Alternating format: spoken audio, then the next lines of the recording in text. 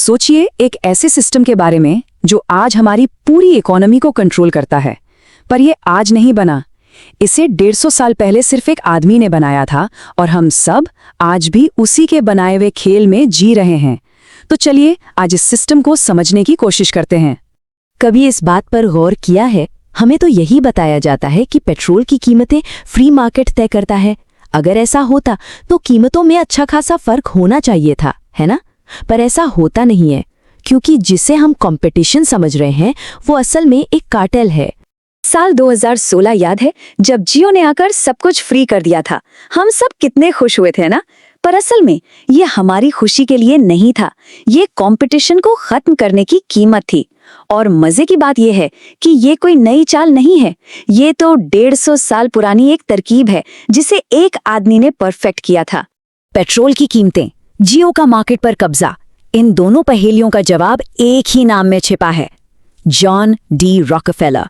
आज के modern corporate system का आर्किटेक्ट और इतिहास का शायद सबसे अमीर इंसान। रॉकफेलर को समझने के लिए उसकी परवरिश को समझना होगा।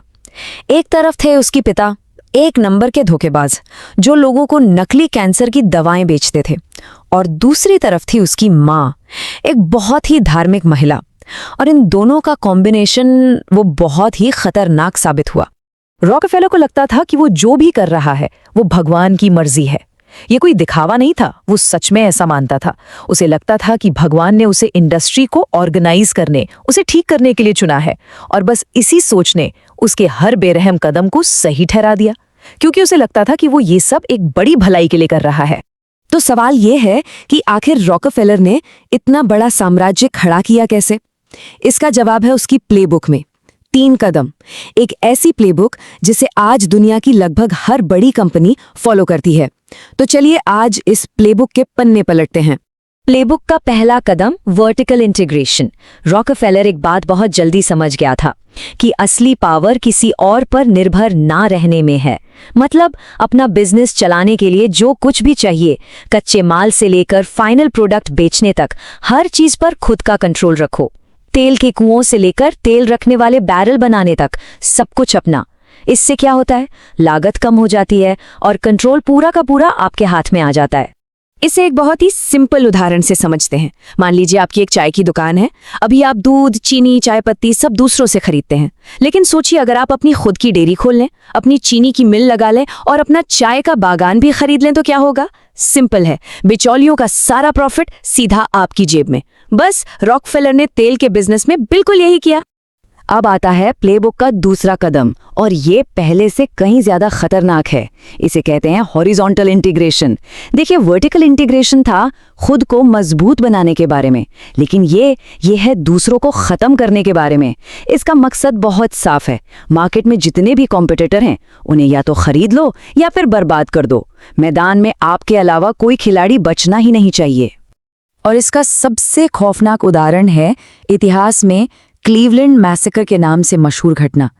सोचिए, सिर्फ 3 महीनों के अंदर रॉकफेलर ने एक प्राइस वॉर छेड़कर क्लीवलैंड की लगभग सारी तेल रिफाइनरियों को अपने कब्जे में कर लिया। जो लोग उसके सामने झुके नहीं, वो पूरी तरह बर्बाद हो गए।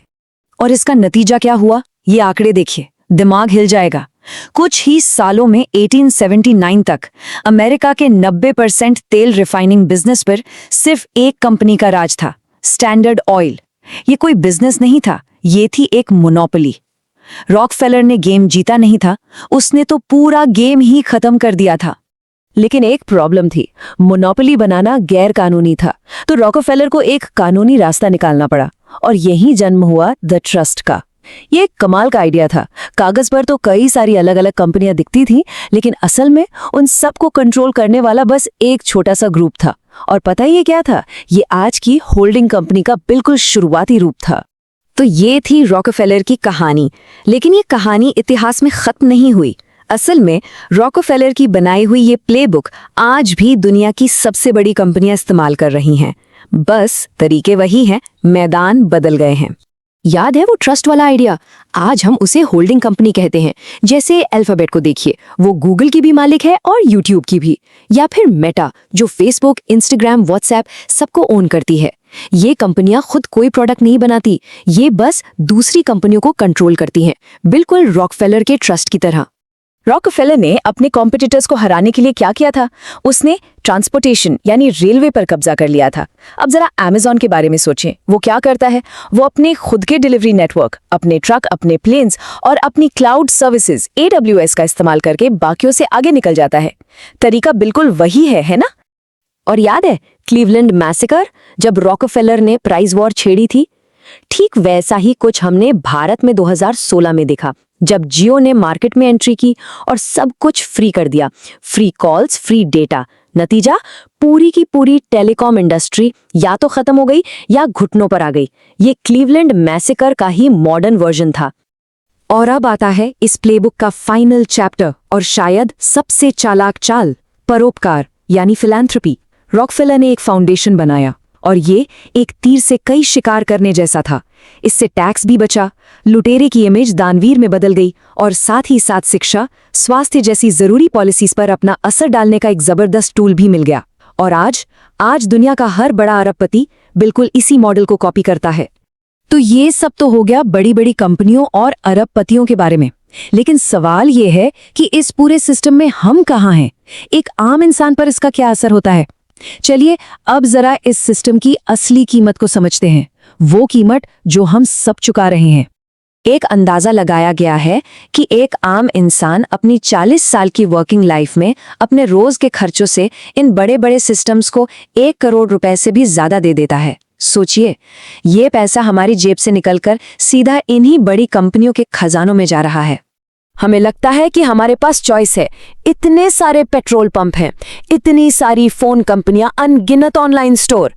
लेकिन सच ये है कि ये बस एक भ्रम है, एक इल्यूजन ऑफ चॉइस, क्योंकि आखिर में हर रास्ता घूम फिरकर उसी एक कंट्रोल किए हुए सिस्टम तक पहुंचता है। एक ऐसा सिस्टम जिससे बाहर निकलना लगभग नामुमकिन है। तो अब सवाल उठता है कि किया क्या जाए? खैर, 3 रास्ते दिखते हैं। पहला तो ये है कि इसे ऐसे ही स्वीकार कर लिया जाए, सिस्टम की सुविधाओं का फायदा उठाया जाए और अपनी जिंदगी जी जाए।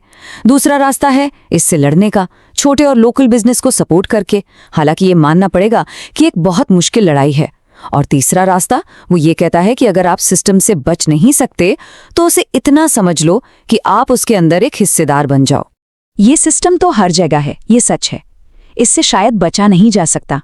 लेकिन अब एक फर्क है, अब आप इसे देख सकते हैं, आप जानते हैं कि ये कैसे काम करता है।